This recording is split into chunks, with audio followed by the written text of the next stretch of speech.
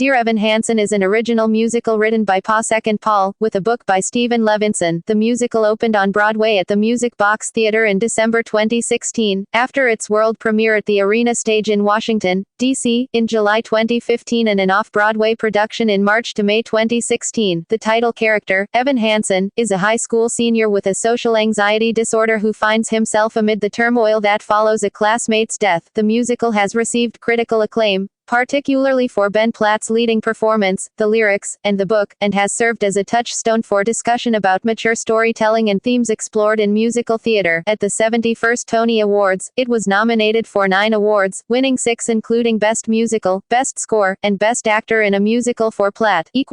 Background. The musical has its origins in an incident that took place during Pasek's high school years. The musical takes the notion of a teenager, Evan Hansen, who invents an important role for himself in a tragedy that he did not earn. Synopsis. Act 1. Evan Hansen, a teenager who struggles with severe social anxiety, writes a hopeful letter to himself as an assignment from his therapist before the first day of his senior year. His mother Heidi, a busy nurse's aide who attends paralegal school at night, attempts to connect with Evan, but struggles to find common ground with him. She tells him to make new friends by asking people to sign the cast on his arm, which he had broken by falling out of a large tree over the summer. Across town, the wealthy Murphy family, Cynthia, Larry, and their children Zoe and Connor, sit down to breakfast. Zoe and Larry berate Connor for getting high before school, while Cynthia struggles with the fact that her family is falling apart. The two mothers wonder simultaneously how to connect with their sons. Anybody have a map? At school, Evan runs into Alana, an ambitious student obsessed with getting into a good college, and Jared, the son of a family friend and the closest thing Evan has to an actual friend. Both Alana and Jared notice his broken arm, but neither one takes Evan up on his offer to sign his cast. Evan has a physical altercation with Connor, prompting Zoe, Evan's longtime crush, to apologize on her brother's behalf. Evan wonders if this is his destiny, to be ignored and an outcast for the rest of his life. Waving through a window, Evan writes himself another letter, this time about how he's given up on it being a good year and how he wonders if anyone would notice if he wasn't there. He remarks that all his hope is now pinned on Zoe, even though he doesn't know her. While printing out the letter in the school's computer lab, he once again runs into Connor, who is more subdued than he was that morning. He offers to sign Evan's cast, musing that maybe now they can both pretend they have friends. After signing the cast, he reads Evan's letter and becomes furious at the mention of Zoe, thinking Evan intended for him to see the letter in order to hurt him. He storms out, taking the letter with him. Several days pass with no sign of Connor or Evan's letter, leaving Evan in an intense state of anxiety over what Connor might have done with it. That day, he is called to the principal's office, where Connor's parents are waiting to meet him. They tell Evan that Connor had died by suicide a few days before, with Evan's letter in his pocket. Believing it to be Connor's suicide note, addressed to Evan, they ask Evan if he and Connor were close, as Connor had never mentioned having friends before. Evan attempts to explain but becomes overwhelmed. Panicking, not wanting to further their grief and trying to find a way out of the situation, Evan agrees to go to their house to talk about Connor. He confides all this in Jared, who advises him to just nod and agree. Instead, Evan begins to fabricate an intricate story of his and Connor's friendship after seeing how distraught Cynthia is over the loss of her son. Evan claims that he and Connor kept up a secret email correspondence, and tells them a fictional version of the day he broke his arm in which Connor was with him the entire day, for forever. Later, Heidi reminds Evan that he needs to begin applying for college scholarships, but Evan is too distracted by his fabricated friendship with Connor to take her very seriously. She mentions hearing about Connor's death, but Evan tells her not to worry, that he didn't know Connor. After realizing he needs evidence of his supposed secret email account, Evan enlists Jared's help in creating fake, backdated email conversations. Sincerely, me. After Evan shows the Murphys Connor's emails, Cynthia is ecstatic that her son had a friend and asks to see more of the emails, but Larry is more hurt that Connor took his family and his privileged life for granted. Zoe, who was never close to Connor, refuses to mourn him because she truly does not miss her brother because of his abusive behavior towards her. Requiem. However, after Evan shows her the suicide note, Zoe notices that she is mentioned and asks Evan if Connor ever spoke about her. Evan, unable to tell her the truth, tells her all the reasons he loves her, but pretends that Connor said them. If I could tell her. Overcome with emotion, he impulsively kisses Zoe, but she throws him out. Evan notices that people are starting to forget forget about Connor, and wants to prevent what happened to him from happening to anyone else. Spurred on by his perceived spirit of Connor, Evan enlists Alana and Jared's help in founding the Connor Project, an organization dedicated to keeping Connor's memory alive and helping those like him. The three pitch the idea to the Murphys, who agree to support the project. Disappear. At the official launch of the Connor Project, Evan gives an inspiring speech about his loneliness and friendship with Connor, which goes viral after it is posted online. Zoe, overcome by the impact her brother and Evan have had on people, kisses him. You will be found. Act 2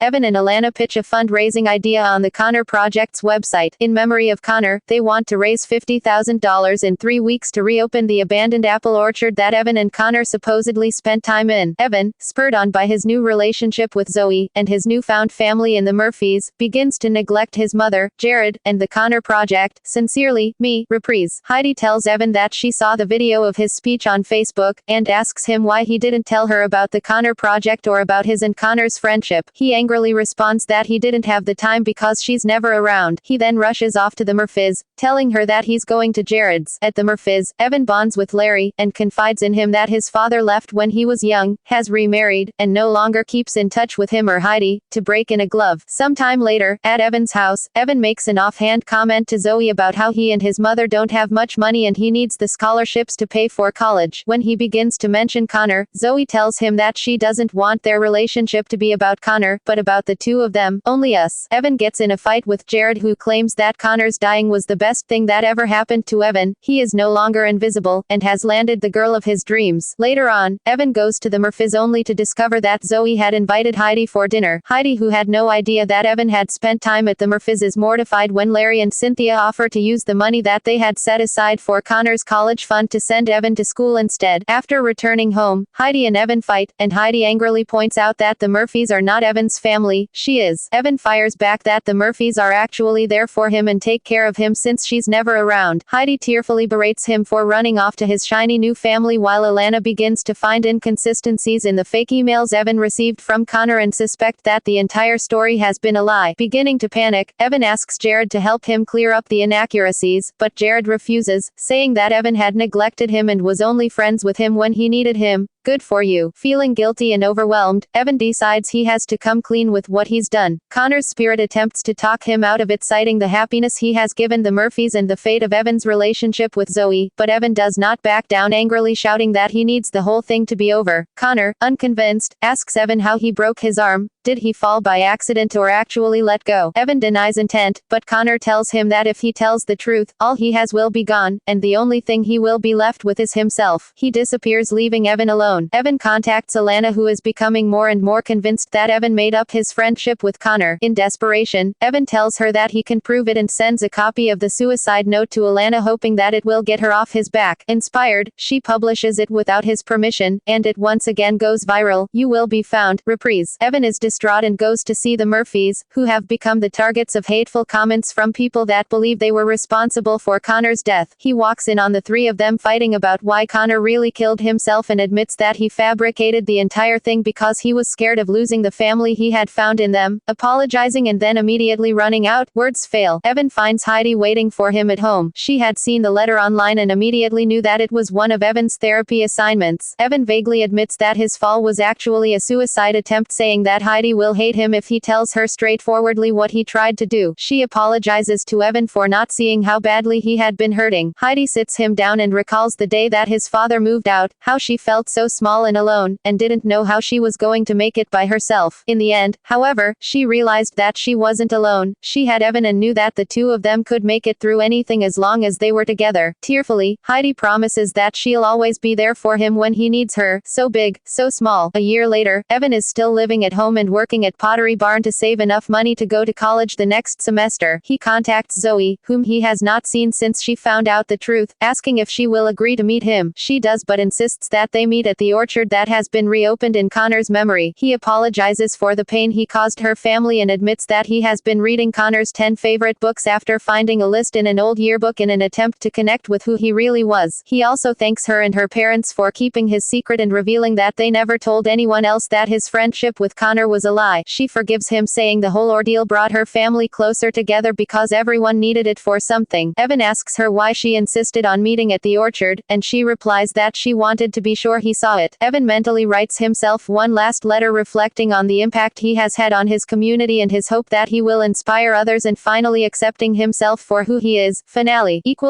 Roles and principal casts original production cast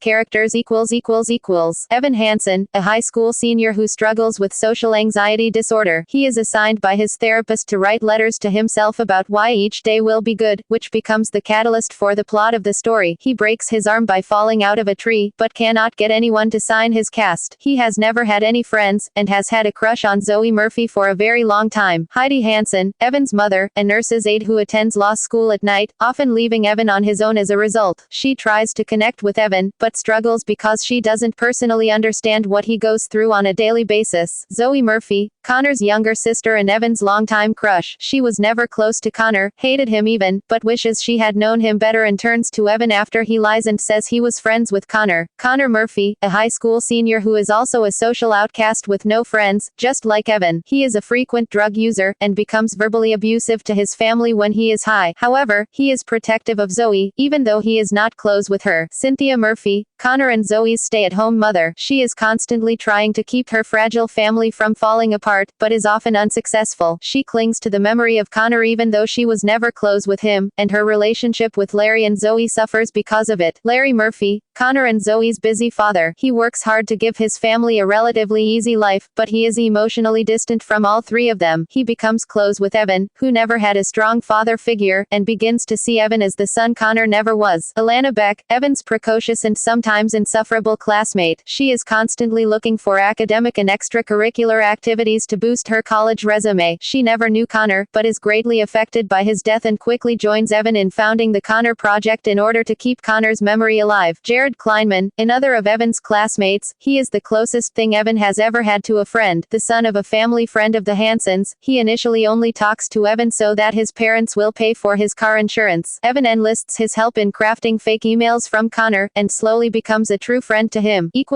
Musical numbers **** not included on the original Broadway cast recording. Recording An original Broadway cast album was released at midnight on February 3, 2017. The second song on the album, Waving Through a Window, was released as a special early download for those who pre-ordered the album. The fifth song, Requiem, was made available to stream for 24 hours on January 26, 2017, a week before the release of the cast recording. The song was released as a second pre-order bonus the next day. The recording of the Act 1 finale You Will Be Found was available for a first listen online on January 30, 2017. The cast album debuted at number 8 on the February 25 Billboard 200. The cast album became available in compact disc format on February 24, 2017. Productions Washington, D.C. 2015. Dear Evan Hansen premiered at the Arena Stage in Washington, D.C., running from July 10 to August 23, 2015. Directed by Michael Grief, with orchestrations by Alex Lacamar. The set was designed by David Corrins and the projection design was by Peter Nigrina. The cast featured Ben Platt in the title role. Off-Broadway, 2016. The musical opened off-Broadway at the Second Stage Theater on March 26, 2016, in previews, with the official opening on May 1. The cast featured Ben Platt, Laura Dreyfus, Mike Feist, Rachel Bay Jones, Will Roland and Jennifer Laura Thompson repeating their roles from the Arena Stage production. New cast members were John Dossett and Kristallin Lloyd. Michael Grief again directed, with choreography by Danny Mefford. The off-Broadway engagement closed on May 29, 2016. Broadway, 2016. The show premiered on Broadway on November 14, 2016, in previews, and officially opened on December 4. After originally announcing that performances would take place at the Belasco Theater, in mid-September 2016, producers announced that the show would instead be performed at the Music Box Theater. Michael Park, who originated the role of Larry in the Arena stage production, returned for the Broadway production, replacing John Dossett, who went on to the musical War Paint. All other cast members from the second stage production returned for the Broadway engagement. US tour A US tour was announced, starting in Denver in October 2018. Critical response Derek Mong, in his review of the musical at the Arena stage, wrote that the inventive set design by David Correns, that transforms a small stage into a platform for the most intimate living room where a mother and son share a heart-to-heart to the physical abyss of internet cyberspace. Book by Steven Levenson, lyrics and music by Pasek and Justin Paul, heartfelt lyrics with universal appeal joined by the perfect, oftentimes acoustic, accompaniment that can change the mood from somber to celebratory to sinister in a single bar of music. Since the success of the musical depends entirely on whether Evan's solitary nature appears funny or weird, Evan's ability to laugh at himself and make the audience laugh is crucial. Platt is charming as he eternally twists his shirt tails and hangs his head. Although the themes of grief and loneliness are serious, the musical is anything but somber. It addresses challenging facts of life. But from start to finish, when Evan leaves his room and finds an authentic life outside it, Dear Evan Hansen contains far more joy than sadness. Susan Davidson, in her review of the Arena stage production for Curtain Up, noted, it helps to suspend the disbelief that sullen, antisocial teenagers can change quickly. Surely that's a process requiring time-released hormonal adjustments. It is hard to accept that a long-admired from afar girl can change Evan's outlook on life so rapidly, or that Connor's teenage disequilibrium leads him to do what he does. Pasek and Justin Paul's ballads stand out.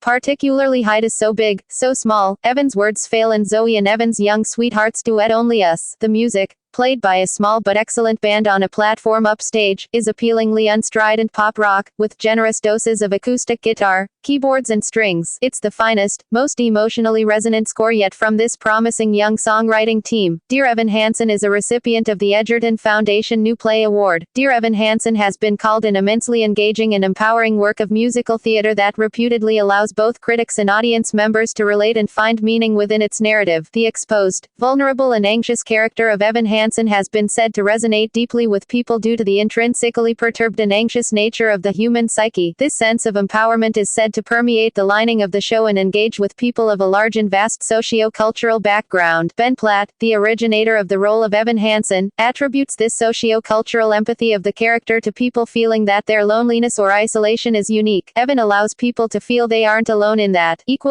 Honors and awards Original Washington, D.C. production Original off-Broadway production Original Broadway production References External links Off-Broadway Internet Database Broadway Internet Database Dear Evan Hansen official website